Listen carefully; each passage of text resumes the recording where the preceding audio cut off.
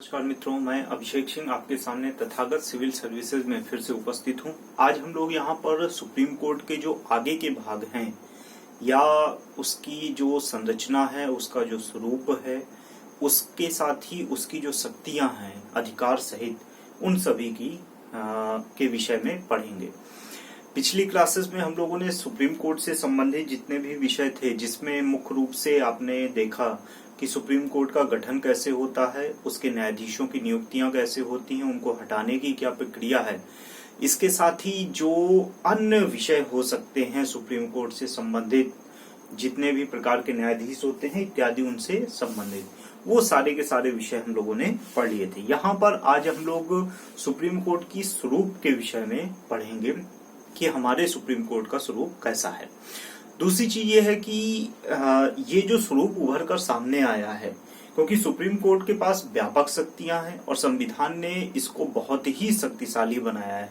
जब हम अपने शासन प्रशासन की 3 मूलभूत आधारों को पढ़ते हैं, जो संवैधानिक आधार हैं, उनमें विधायिका है, कार्यपालिका है और तीसरा सबसे मजबूत स्तंभ है हमारा न्यायपालिका। इसका मतलब सीधा सा है कि हमारी न्यायपालिकाओं को हमारे संविधान ने बहुत अधिक शक्तियां दी हैं, व्यापक शक्तियां हैं, व्यापक क्षेत्राधिकार से सुसज्जित किया है। दूसरी स्थिति ये है कि सुप्रीम कोर्ट को भी इन चीजों को इस ढंग से बैलेंस करना होता है कि उसकी शक्ति और उसके अधिकारों का कहीं ना कहीं उसमें बैठे हुए जजों के द्वारा उल्लंघन न किया जाए, अर्थात सारी की सारी संतुलन की स्थिति बनाए रखी जाए और साथ में ही जितने भी प्रकार के अन्य मूलभूत संरचनाएं हैं, विधायिका और कार्यपालिका, उनके मध्य भी संतुलन को हमेशा बनाए रखा जाए, अर्थात अपनी शक्तियों के आधार पर किसी अन्य के क्षेत्राधिकार का उल्लंघन ना हो पाए। तो ये जो स्वरूप स्थापित है वो कुछ इसी प्रकार से स्थापित किया गया है। दूसरी चीज ये है कि जब हम सुप्रीम कोर्ट के अधिकार क्षेत्र की बात करते हैं, उसकी शक्तियों की बात करते हैं, तो सीधा सा मतलब होता है कि सुप्रीम कोर्ट के पास जो मूलभूत शक्तियां हैं अनुच्छेदों के अंतर्गत, चाहे वो प्रारंभिक शक्तियां हो, चाहे उसकी परामर्शदायी शक्ति हो, चाहे उसकी अपीली अधिकार की शक्ति हो, या अन्य प्रकार की जो भी शक्तियां हैं, वो उसके कार्य करने की शैली को निर्धारित करती हैं, उसके शक्तियां और उसके क्षेत्राधिकार का निर्धारण करती हैं। लेकिन कुछ ऐसी भी बातें हैं जो सुप्रीम कोर्ट में हमारे संविधान में वर्णित भी किया गया है और नहीं भी वर्णित किया गया। ऐसा नहीं कि सभी चीजें वर्णित ही कर दी गई हो संविधान में। कुछ ऐसी भी चीजें हैं जो हमको खुद व्यवहारिक ढंग से समझना होता है। दूसरी चीज, सुप्रीम कोर्ट ने विभिन्न वादों के आधार पर जो समय समय पर हुए, चाहे वो केशवानंद भारती 1973 का हो, चाहे गोलकनाथ केस उससे पहले का हो, चाहे मिनर्वा मिल केस हो, चाहे या अन्य जो भी मेनका गांधी इत्यादि केस जो थे, उन केसेस के आधार पर समय समय पर जो बातें बताई, जो व्यवहारिकता स्थापित की, जो संविधान की व्याख्या स्थापित की और अपनी शक्तियों और अपने अधिकारों का क्षेत्राधिकार स्वरूप निर्धारित किया, तो वो जरूरी नहीं संविधान में लिखा हो, लेकिन कहीं ना कहीं सुप्रीम कोर्ट की व्याख्या के अंतर्गत उभर कर सामने आया है। तो ये जो स्वरूप है वो अनुच्छेदों से भी निकलता है और अनुच्छेदों के अतिरिक्त व्यवहारिक जीवन से भी निकलकर सामने आता है। जब हम सुप्रीम कोर्ट के सामान्य बातों की बात करते हैं तो मूल अधिकारों की वो रक्षा करता है, वो अपीली अधिकारिता स्वीकार करता है, वो स्पेशल लीव की बात करता है, वो राष्ट्रपति को परामर्श दे सकता है, वह अपने लिए नियम निर्देश स्थापित कर सकता है, राष्ट्रपति के अनुमोदन के आधार पर वह खंडपीठ की या अन्य कार्यों का संचालन कर सकता है। तो बहुत सारी बातें हैं, लेकिन क्या बातें हैं उनको क्रमशः क्रमबद्ध ढंग से हम यहाँ पर पढ़ेंगे। तो आइए इसको शुरू करते हैं। छोटा सा पॉइंट है बहुत, मुख्य परीक्षा में भी ये इम्पोर्टेंट है और प्रारंभिक परीक्षा में भी इस पर प्रश्न अक्सर आते रहते हैं, तो ध्यान रखिएगा। तो जब हम सुप्रीम कोर्ट के स्वरूप की बात करते हैं तो हमको 5 प्रमुख स्वरूप दिखाई पड़ते हैं। उसके अतिरिक्त भी हैं, ऐसा नहीं कि नहीं है, लेकिन जो सबसे प्रमुख रूप से उभर कर सामने आते हैं वो 5 हैं। पहला है अभिलेखीय स्वरूप। अभिलेखीय स्वरूप कोर्ट ऑफ रिकॉर्ड की स्थिति है यहाँ पर। दूसरा है परामर्शदाता का स्वरूप, अर्थात जो राष्ट्रपति सुझाव मांगते हैं उसके अंतर्गत स्पष्ट होता है। तीसरा है संविधान की रक्षा का स्वरूप, जो 137 नंबर आर्टिकल से उभर कर सामने आता है वो है। उसके बाद ही है संविधान की व्याख्या का स्वरूप। ये किसी अनुच्छेद में वर्णित नहीं है, लेकिन सभी अनुच्छेदों से ये उभर कर सामने आता है, क्योंकि संविधान की में जो विषय हैं, जैसे अपीलीय अधिकारिता है, चाहे प्रारंभिक अधिकारिता है, तो वहां पर मौलिक अधिकारों की रक्षा अनुच्छेद 32 के अंतर्गत की जाती, तो वो कहीं ना कहीं व्याख्या और उसकी रक्षा के अंतर्गत ही शामिल होती है। न्यायालय प्रशासक का स्वरूप, अर्थात जितने भी प्रकार के भारत में न्यायालय हैं, चाहे हमारा सुप्रीम कोर्ट हो, चाहे राज्य के हाई कोर्ट हो, चाहे जिला स्तर पर जिला न्यायालय हो, उन सभी में, क्योंकि हमारा जो न्याय व्यवस्था है वो एकल प्रकार की न्याय व्यवस्था है, एकीकृत न्याय व्यवस्था है, तो इसका मतलब है जो टॉप पे बैठा है वही सभी प्रकार की नियम निर्देशों का निर्माण भी करेगा और उनको लागू भी करवाएगा। तो ये पांचवा स्वरूप है न्यायालय प्रशासक का, क्योंकि यहाँ पर एक प्रशासक की भूमिका में सुप्रीम कोर्ट और उसके मुख्य न्यायाधीश या उनकी टीम जो है दिखाई पड़ती है। तो पहली बात करें हम, अभिलेखी स्वरूप जो है वो आर्टिकल 129 से उभर कर सामने आया है। ध्यान रखिएगा ये प्रमुख स्वरूप है, क्योंकि ये तो सीधे सीधे संविधान में वर्णित ही है। कोर्ट ऑफ रिकॉर्ड, देखिए जब हम कोर्ट ऑफ रिकॉर्ड की बात करते हैं तो शब्द से ही समझ में आता है, अभिलेख कहें या रिकॉर्ड कहें, बात एक ही है, तो शब्द से ही ये समझ में आता है कि इसका क्या मतलब हो सकता है। लेकिन इसके संविधान में दो मतलब बताए गए हैं, दोनों आपको याद रखना है, अक्सर पूछे जाते हैं। पहला ये है कि कोर्ट ऑफ रिकॉर्ड का मतलब ये है कि यह अपने सभी रिकॉर्ड सुरक्षित रखेगा। सभी रिकॉर्ड का मतलब क्या है, एक साधारण शब्दावली में समझिए कि जो केस होते हैं, जिन केसेस की सुनवाई सुप्रीम कोर्ट कर रहा होता है, उसकी क्रमबद्ध कार्रवाई की जो विषय वस्तु होती है, क्रमबद्ध जो कार्रवाई हो रही होती है, डेट टू डेट जो कार्रवाइयां हो रही होती हैं, उसमें जो सबूत प्रस्तुत किए जा रहे होते हैं, साक्ष्य इकट्ठे किए जाते हैं, जो गवाहियां होती हैं, जो बातें रखी जाती हैं एक पक्ष और दूसरे पक्ष दोनों के द्वारा, सुप्रीम कोर्ट के जजेस के द्वारा, उन सभी चीजों को सुरक्षित रखना, उनका रिकॉर्ड सुरक्षित रखना। रिकॉर्ड क्यों सुरक्षित रखा जाता है, ये एक बहुत बड़ी बात है कि आखिर रिकॉर्ड सुरक्षित रखने का क्या मतलब है। रिकॉर्ड सुरक्षित रखने के कई मतलब हो सकते हैं, ये अब व्यवहारिक बातें हैं। पहली बात यह है कि अगर मान लीजिए कोई ऐसा केस सुप्रीम कोर्ट के सामने आता है जहां पर सुप्रीम कोर्ट के जजेस ने कोई गलत व्याख्या प्रस्तुत कर दी है, या उन्होंने सही ढंग से चीजों को नहीं समझा, या उनके सामने साक्ष्य कम प्रस्तुत किए गए हैं और उसकी वजह से कहीं ना कहीं उन्होंने कम साक्ष्यों के आधार पर कोई विषय कोई निर्णय ले लिया है, तो ऐसी स्थिति में जो न्यायिक पुनरावलोकन की स्थिति होती है, जो आर्टिकल 137 में आती है, जहां पर सुप्रीम कोर्ट संविधान की रक्षा भी करता है, तो ऐसी किसी भी स्थिति के लिए सुप्रीम कोर्ट अपने पिछले रिकॉर्ड को देख सकता है।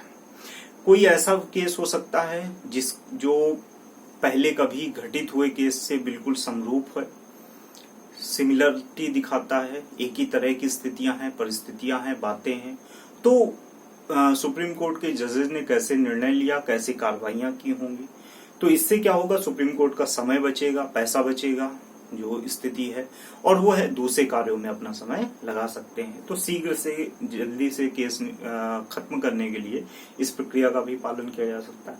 न्यायिक पुनरावलोकन की स्थिति के लिए भी अभिलेखी स्वरूप बहुत आवश्यक है। तो हमारे पास जितने भी केसेस हैं सुप्रीम कोर्ट के पास, वो सारे के सारे रिकॉर्ड के रूप में रखे जाते हैं।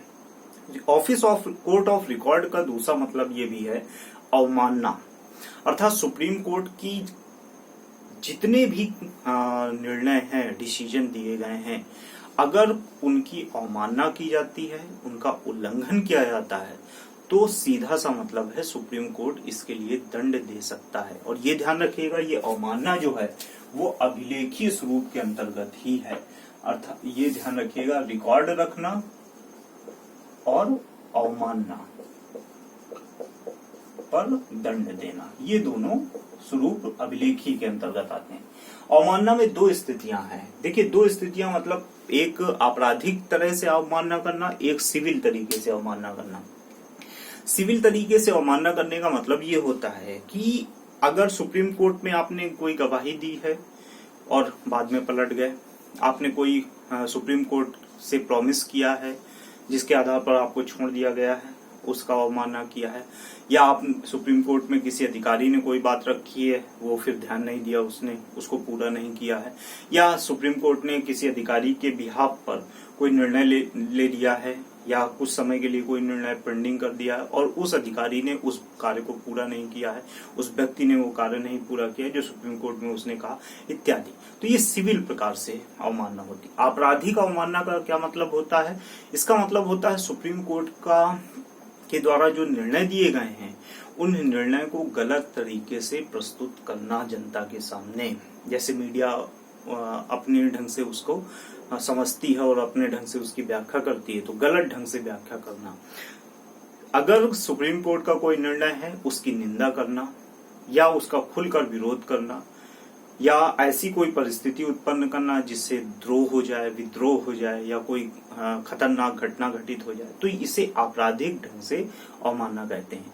तो दो तरह की अवमानना है, लेकिन दोनों ही विषयों में सुप्रीम कोर्ट किसी भी व्यक्ति को सजा दे सकता है, 6 महीने जेल भी दे सकता है, 2000 रुपए तक का जुर्माना भी कर सकता है, किसी को मुर्गा भी बना सकता है, किसी को हाथ ऊपर करके खड़ा भी रख सकता है। ये उसकी अपनी सोच की स्थिति है और उस केस में कैसी उसने अवमानना की है उस व्यक्ति ने, उसी के आधार पे छोटी से लेकर 6 महीने तक की सजा जैसे प्रावधान कर सकता है। तो ये अवमानना की स्थिति है। दूसरा जो स्वरूप है हमारे सुप्रीम कोर्ट का वो है परामर्शदाता का स्वरूप। परामर्शदाता एडवाइजर जो है वो आर्टिकल 143 में है, ध्यान रखिएगा। और परामर्शदाता का स्वरूप सभी के लिए तो है नहीं, हमारे आपके लिए है नहीं, हम तो केस लड़ सकते हैं केवल। ये विषय, ये अधिकार संविधान की रक्षा के लिए है एक प्रकार से, और ये विषय है राष्ट्रपति और सुप्रीम कोर्ट के संबंधों के बीच में। क्योंकि परामर्श सुप्रीम कोर्ट केवल राष्ट्रपति को परामर्श देता है और राष्ट्रपति विधि मामलों, कानूनी मामलों से संबंधित परामर्श केवल सुप्रीम कोर्ट से लेते हैं। हालांकि अटॉर्नी जनरल होते हैं भारत में, ऐसा नहीं है कि उनसे सलाह नहीं ले सकते, राष्ट्रपति उनसे भी सलाह ले सकते हैं, लेकिन सुप्रीम कोर्ट से भी सलाह ले सकते हैं, मान लीजिए उन्हें ऐसा प्रतीत होता है। एक विषय ध्यान रखिएगा इस पर कि सुप्रीम कोर्ट सलाह तभी देगा जब राष्ट्रपति बाकायदा सुप्रीम कोर्ट से ऐसा करने के लिए कहेंगे। अगर राष्ट्रपति ने ऐसा नहीं कहा है तो सुप्रीम कोर्ट स्वेच्छा से अपनी तरफ से कोई सलाह प्रस्तुत नहीं करेगा। यह कार्य सुप्रीम कोर्ट का नहीं है। तो सुप्रीम कोर्ट तभी सलाह देगा जब राष्ट्रपति उससे कहेंगे। दूसरी चीज ये है कि राष्ट्रपति उसकी सलाह मानने के लिए बाध्य बिल्कुल भी नहीं है, अर्थात उन्होंने कोई सलाह दी है तो राष्ट्रपति नहीं बाध्यकारी रूप से उसे माने, ऐसा कुछ नहीं हो सकता है। राष्ट्रपति उसकी सलाह मानने के लिए बाध्यकारी नहीं है। लेकिन ये भी स्थिति है कि राष्ट्रपति अगर कोई सलाह मांगते हैं तो सुप्रीम कोर्ट भी उस सलाह को देने के लिए बाध्यकारी स्थिति में नहीं है। बैलेंस बनाया गया है। लेकिन फिर ये भी स्थिति है, अगर व्यवहारिक जीवन में देखें, फिर राष्ट्रपति ये तो होगा नहीं कि अमेरिका के सुप्रीम कोर्ट से सलाह मांगेंगे। फिर तो सुप्रीम कोर्ट के जज का ये कर्तव्य है, जजों का, मुख्य न्यायाधीश का ये कर्तव्य है कि राष्ट्रपति को सलाह प्रस्तुत करें। वो कैसी भी सलाह हो, अपने ढंग से, कानूनों के माध्यम से सलाह प्रस्तुत अवश्य करें। तो ये ध्यान रखिएगा, परामर्श स्थिति है। कानूनी मामलों में, विधि मामलों में, संविधान के मामलों में, किसी भी मामलों में परामर्श राष्ट्रपति कर सकते हैं, लेकिन बाध्यकारी नहीं, और तभी परामर्श होगा जब राष्ट्रपति कहेंगे। तीसरा प्रमुख विषय है संविधान की रक्षा का स्वरूप। रक्षा का स्वरूप है आर्टिकल 137। हम इसे एक सरल शब्द में न्यायिक पुनराविलोकन भी कह सकते हैं, जुडिशियल रिव्यू जिसे कहें वो भी कह सकते हैं। ये आर्टिकल 137 में है, क्योंकि संविधान की रक्षा के लिए सुप्रीम कोर्ट कभी भी अपने पिछले निर्णयों का पुनराविलोकन कर सकता है, रिव्यू कर सकता है, नए निर्णय दे सकता है। 1960 का गोलकनाथ केस है, 1960 का, और जहां पर सुप्रीम कोर्ट ने कहा कि प्रस्तावना में किसी भी प्रकार का संशोधन, परिवर्तन नहीं होगा मूलभूत आधार के आधार स्वरूप में। 1973 का केशवानंद भारती केस है, जहां पर सुप्रीम कोर्ट ने स्पष्ट किया कि संविधान की प्रस्तावना में संशोधन किया जा सकता है, लेकिन उसकी मूलभूत भावना से छेड़खानी नहीं की जा सकती। केवल वहां पर उन्होंने भावना की बात कह दी और संविधान के शब्दों में छेड़खानी या परिवर्तन, संशोधन का आदेश दे दिया। तो इसका सीधा सा मतलब है कि संविधान परिस्थितियों और नियमों के आधार पर, विषयों के आधार पर, स्थितियों के आधार पर, समय के आधार पर, बदलती समय के आधार पर सुप्रीम कोर्ट इसमें परिवर्तन संशोधन के लिए आदेश दे सकता है या अपने पुराने निर्णय पर न्यायिक पुनरावलोकन, जुडिशियल रिव्यू कर सकता है, और इसे संविधान की रक्षा भी कहा जाएगा। दूसरी चीज ये है संविधान की रक्षा का मतलब ये है कि अगर कोई भी व्यक्ति, कोई संस्था, कोई राज्य सरकार या भारत सरकार या संसद अगर संविधान के किसी विषय पर ऐसा छेड़खानी करने की कोशिश करती है कि मूलभूत ढांचे में परिवर्तन हो जाए, जो स्वरूप है भारत का वो बदल जाए, तो सुप्रीम कोर्ट के पास संविधान की रक्षा का अधिकार है। और ऐसी स्थिति में सुप्रीम कोर्ट संसद के किसी भी अधिनियम को, विधेयक को जो पास हो चुका है, बाकायदा राष्ट्रपति से सिग्नेचर होकर कानून बन चुका है, तब भी उसे रद्द कर सकता है, उसे भारत में लागू करने से रोक सकता है। जैसे एक विषय था राष्ट्रीय न्यायिक नियुक्ति आयोग का, जहां पर सुप्रीम कोर्ट ने राजनैतिक हस्तक्षेप वाले मामले के आधार पर, जबकि वहां पर राष्ट्रपति ने उस विधेयक पर सिग्नेचर भी कर दिए थे, उसके बाद भी उसे रद्द कर दिया और ये कहा कि न्यायिक विभाग में राजनीतिक हस्तक्षेप राजनीति को बढ़ावा देगी, इसलिए उसने इसे रद्द कर दिया। और 2016 का मामला था ये, और ये जबकि लोकसभा राज्यसभा दोनों ने पारित किया था, राष्ट्रपति ने सिग्नेचर किए थे, तो ये एक एग्जाम्पल है। और संविधान की रक्षा के लिए सुप्रीम कोर्ट अक्सर ऐसे कदम उठाता रहता है। ये कोई एक विषय नहीं था, कई विषय, मैंने तो केवल एक एग्जाम्पल दिया आपको।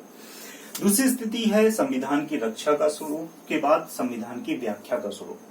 तो ये ध्यान रखिएगा, भारत में संविधान की व्याख्या केवल और केवल एकमात्र संस्था वो है सुप्रीम कोर्ट, वही करती है। इसके अतिरिक्त किसी भी संस्था को, चाहे वो राष्ट्रपति हो, चाहे हमारी संसद हो, या इसके अतिरिक्त कोई भी संवैधानिक या प्राइवेट संस्था हो, किसी के पास ये अधिकार नहीं है, यहाँ तक कि हाई कोर्ट के पास भी ये अधिकार नहीं है कि वह संविधान के किसी विषय की व्याख्या करे, संविधान के किसी शब्द की व्याख्या करे, संविधान की किसी लाइन की व्याख्या करे।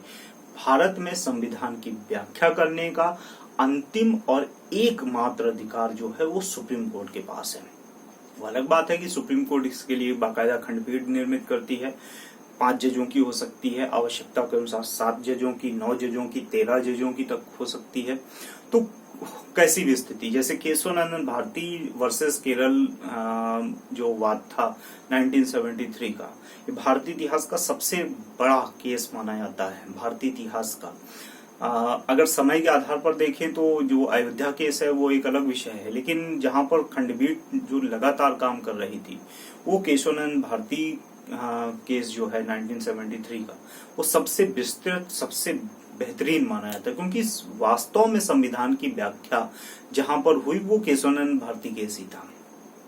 चाहे वो प्रस्तावना की व्याख्या हो, चाहे मौलिक अधिकारों की व्याख्या हो, चाहे आपके डायरेक्टिव प्रिंसिपल की व्याख्या ले लीजिए, चाहे संविधान के मूलभूत स्ट्रक्चर की व्याख्या, बेसिक स्ट्रक्चर की बात ले लीजिए, या संविधान के एकात्मक स्वरूप की बात ले लीजिए, संघात्मक स्वरूप की बात ले लीजिए, किसी भी तरह की बात ले लीजिए, केशवानंदन भारती वर्सेस केरल स्टेट 1973 वाद जो है वहां पर खुलकर व्याख्या की गई।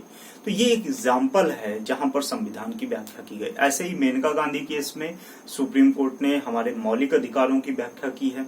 तो इस तरह के बहुत सारे ऐसे केस हैं भारत में जहां पर आवश्यकता के अनुसार, जरूरी नहीं कि फेमस ही केस हों, ऐसे छोटे छोटे केस भी हो सकते हैं जहां आवश्यकता के अनुसार किसी विषय की व्याख्या की जा सकती है, लेकिन अंतिम अधिकार जो है वो केवल और केवल सुप्रीम कोर्ट के पास होगा, इसके अतिरिक्त किसी अन्य के पास नहीं होगा।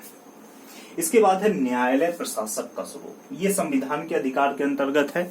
इसमें 2 अनुच्छेद हैं। न्यायालय प्रशासक के रूप में अगर बात करें तो आर्टिकल 145, आर्टिकल 146, ये 2 अनुच्छेद आपको मिलते हैं। अनुच्छेद 145 नियम निर्देश की बात करता है और 146 जो है 146 जो है वो संविधान में जो छोटे न्यायालय के विषय वस्तु हो सकते हैं उनसे संबंधित बातें स्थापित करता है। जैसे कि न्यायालय की कार्रवाइयां कैसे होंगी, न्यायालय में खंडपीठ कैसे बने होगी, किस जज के पास कोई केस जाएगा, किस जज को रोटेशन में केस कैसे दिया जाएगा, न्यायालय के भीतर खंडपीठ कौन, किसी केस के लिए कितने लोगों की कितने जजों की खंडपीठ का निर्माण होगा, ऐसे जो नियम निर्देश होते हैं वो सारे के सारे इसके अंतर्गत आते हैं। और जो वेतन भत्ते, सैलरी से संबंधित न्यायालय के जो लोग हैं उनकी नियुक्तियों से संबंधित जो विषय है वो 146 के अंतर्गत दिए। और यहाँ पर राष्ट्रपति, दोनों में ही राष्ट्रपति का अनुमोदन होता है, ये ध्यान रखिएगा। मुख्य न्यायाधीश तो प्रमुख प्रशासक के रूप में कार्य करते ही करते हैं, लेकिन दोनों ही स्थितियों में मुख्य न्यायाधीश यहाँ पर राष्ट्रपति से पूर्व अनुमति, या हम ये कहें कि उन्हीं की अनुमति से ही ऐसा कार्य करते हैं। ये नहीं कि स्वेच्छा से कर रहे हैं, अनुमति से ही कार्य कर रहे होते हैं। तो ये दोनों विषय हैं जो प्रशासक की भूमिका में होते हैं, नियंत्रण रखना। दूसरी चीज ये है नियंत्रण के नियम निर्देश 145 का, कि यहाँ पर जो है वो पूर्ण न्याय की बात करता है, अर्थात सुप्रीम कोर्ट जिस नियम निर्देश को जारी कर देगा उसे हाई कोर्ट भी मानेगा, उसे जिला कोर्ट भी मानेगा, ऊपर से नीचे तक सभी मानेंगे, क्योंकि सभी के लिए एक ही प्रकार के नियम बनाए जाएंगे। और सुप्रीम कोर्ट के इन नियम निर्देशों में किसी भी तरह का परिवर्तन करने का अधिकार नीचे स्तर की किसी भी न्यायालय को बिल्कुल भी नहीं है। ठीक है मित्रों, तो ये सुप्रीम कोर्ट का स्वरूप है, जो 5 प्रकार के स्वरूप हमको मिलते हैं। इसके आगे सुप्रीम कोर्ट के जो शक्तियां हैं, अधिकार हैं, जो अनुच्छेदों में वर्णित हैं, उनकी व्याख्या करेंगे। तब तक के लिए बहुत बहुत धन्यवाद।